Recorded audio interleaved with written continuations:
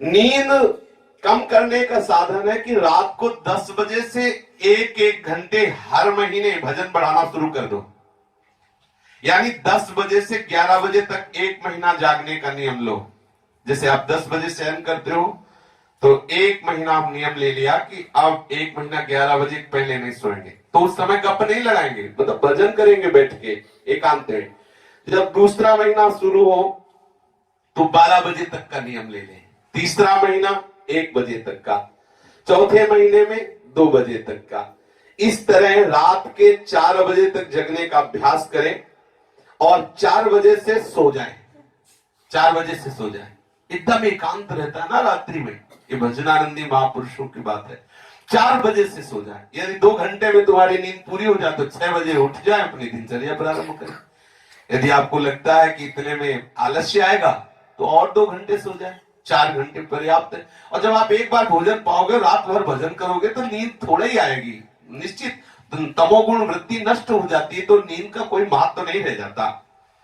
आपकी तंदुरुस्ती नहीं खराब होगी, ये मैं लिखित कहता हूं। कोई ऐसा ना सोचे कि कम सोने से स्वास्थ्य खराब हो जाए, क्योंकि भजन से वो बात महामहिमा में इंद्रियों को पुष्टता प्राप्त हो रही, इसलिए आप विक्षिप्त नहीं होंगे।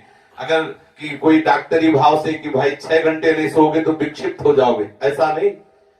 जो इंद्रियों को निद्रा से तमोगुण से बल मिलता है, वो भजन से उससे और सुंदर सात्विक मिलता है। आप जितना सह पावे उतना अभ्यास करें। ज्यादा से ज्यादा 4 घंटे अच्छे साधक के लिए है, इसके आगे नहीं सोना चाहिए। 4 घंटे या कम से कम 7 घंटे नहीं, 7 घंटे तो 7 घंटे के ऊपर हो जाए तो बढ़िया बात है, नीचे तो होना ही नहीं चाहिए। अब आप देख लीजिए अपने लोग किस कोटि के साधक हैं। महीने का अभ्यास पूर्णिमा के दिन से करें। 20 घंटे भजन का जिस दिन आप अभ्यास कर लेंगे, आप खुद देख लेंगे आपको क्या मिल गया। 4 घंटे खाना पीना सोना और 20 घंटे भजन करना, उसी में ये भजन ही हो रहा है। जैसे आप सत्संग सुने, ये भजन ही है। अगर मन भाग रहा है तो नाम में लगाओ, बीच बीच में श्रवण इंद्रिय से सुनते रहो। पहले साधक को नींद बहुत जोर से सताएगी, बहुत परेशान करेगी। आप खड़े हो जाइए, टहलने लगिए, पानी मुख में मारिए, लेकिन नींद मत आने दीजिए, जो नियम लीजिए। साधन के आरंभ काल में आपको बहुत ऐसा लगेगा कि क्यों इतना, कहां तक झेले, ऐसा लगेगा। आप बिल्कुल कड़क रहिएगा। नींद की खुमारी दिमाग में घूमने लगेगी, तुम्हारा शरीर हो सकता है चकराने लगे, ऐसा लगेगा कि गिर जाएंगे, पर आप ध्यान रखना वही चकराने में मंत्र चलने लगेगा। समझ रहे ना? नींद की गर्मी में जो चक्कर शुरू हुआ, उसी चक्कर में मंत्र शुरू हो गया। ऊर्जा शक्ति चाहिए, ये ऊर्जा शक्ति बढ़ेगी। 2 घंटे 4 घंटे ऐसा। और ये कभी कोई लिखित उन्होंने कहा, ये कभी कोई ना सोचे कि उसका स्वास्थ्य खराब हो जाएगा, ऐसा नहीं हो सकता, क्योंकि भगवान नाम जापक है। समस्त इंद्रियों को सामर्थ्य भजन से प्राप्त होती रहेगी। कभी भी किसी भी स्थिति में घबराना नहीं, साधन छोड़ने का ख्याल भी मत आने देना। अरे छोड़ो यार, बहुत हो गया झंझट, चलाओ और आराम से सो जाओ, ऐसे नहीं। रात के आपके कमरे में दूसरा कोई प्रवेश ना करे, ये नियम बना ले। आपका अपना कमरा सुरक्षित हो, भगवत कृपा से ऐसा, तो आपका कमरा सुरक्षित होना चाहिए। और हम तो कहते हैं कमरे में किसी को क्यों मिलने दो, आप बाहर मिलिए। किसी को मिलना है, आप बाहर अपने कमरे में क्यों बुलाएं? आपका साधन कक्ष आपके ही परमाणुओं से सुव्यवस्थित सुरक्षित रहना चाहिए। आप ताला चाबी रखिए, अपना लगा दीजिए, दर्शन किए, सत्संग सुनिए, फिर अपने कमरे में बंद हो। किसी से मिलना जुलना है तो बाहर मिलिए, बाहर हाल में आके मिलिए, बाहर मिलिए। हाँ, समय दे दिया कि आप उस समय वहां किसी लता के नीचे बैठ के मिलिए। अपना साधन कक्ष सुरक्षित और पवित्र रहना चाहिए। और भाई जी के शब्दों में कि जैसे व्यभिचार प्रवृत्ति होती है, अर्थात कमरे में कई लोगों का आना जाना होता है, तो परमाणु उसको साधन के नहीं मिल पाते हैं और उसकी सिद्धावस्था में बड़ी कठिनाई होती है। इसलिए साधक को अव्यभिचार वृत्ति अर्थात कोई भी कमरे में प्रवेश ना करे, किसी भी तरह के दूसरे परमाणुओं का प्रवेश। थोड़ा करके देख लो क्या परेशानी है। ठाकुर जी ने सब व्यवस्था दी है अपने लोगों को, तो आप अपने नियम से, किसी से वैर नहीं, पर कोई मिलना चाहता है तो बाहर मिले हमारे साधन कक्ष में। साधन कक्ष सुरक्षित और भजन परायण परमाणुओं से युक्त। अब ऐसा नहीं कि आप दूसरे को तो प्रवेश मत करने दो और आप खुद कमरे में वो आचरण करो जो आपके भजन के विरुद्ध है, तो आप देख लीजिए फिर आपको खुद प्रकृति जलाएगी, दंड देगी। रात को कमरे में किसी का प्रवेश नहीं होना चाहिए। किसी को भी जो आपके आसपास कमरे में रहता हो सोते हुए देखना नहीं चाहिए। मान लो रात में भजन, तो ये सो रहा है कि नहीं सो रहा, नहीं देखना, क्योंकि हमें फिर वो वैसी भावना बनेगी, हम भी सहन करें। तो अगर जागकर भजन करना चाहते हैं तो सहन करते हुए पर दृष्टि ना डालें आप, अर्थात आप अपने ही कमरे में रहे, वहीं टहले अंदर। तकिया, गद्दा, सुखपूर्वक सैया, इसका त्याग कर दें। अब इस पे सो रहे, सोचे कि इसमें माला, सोफा पे बैठ के माला, एसी में बैठ के माला, गद्दा तकिया में बैठ के हो गया माला, 5 मिनट में वो माला माल हो जाओगे, आप सो जाओगे, पता ही नहीं चलेगा। तकिया गद्दा साधक के लिए ठीक नहीं है।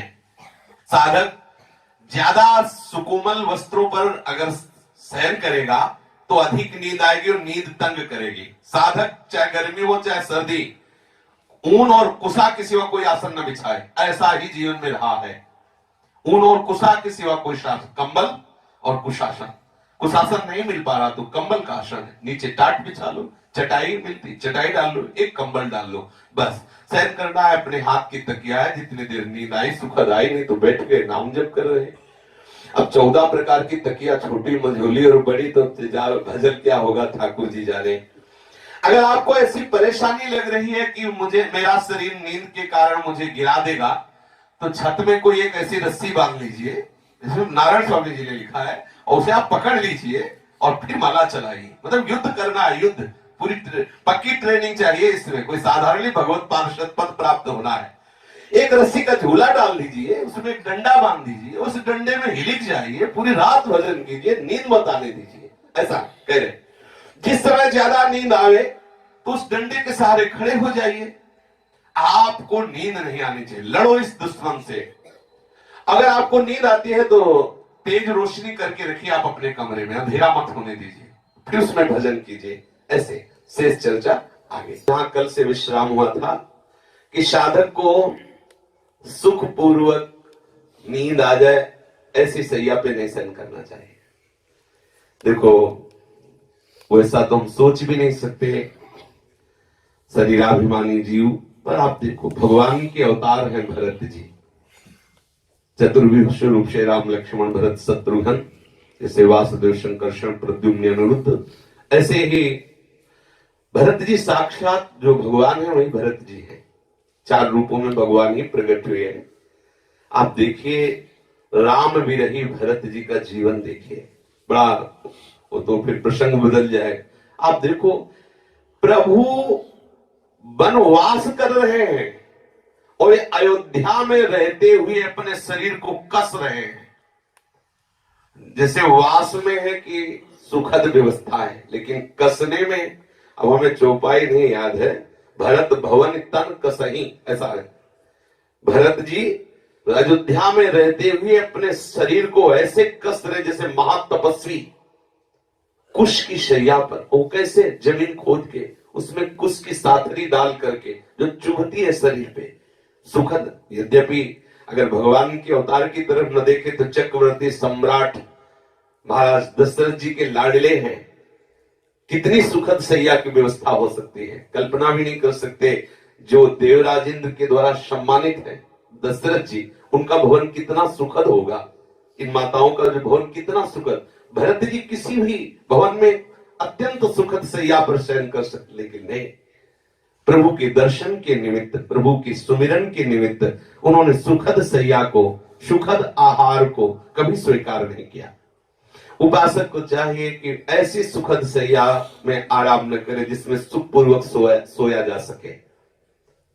ये भगवत प्राप्ति के मार्ग की बातें हैं। जो संसार आसक्त जन है उनको तो समझ में भी नहीं आएगा कि भाई तकिया गद्दा से क्या लेना देना है, भजन से मतलब है।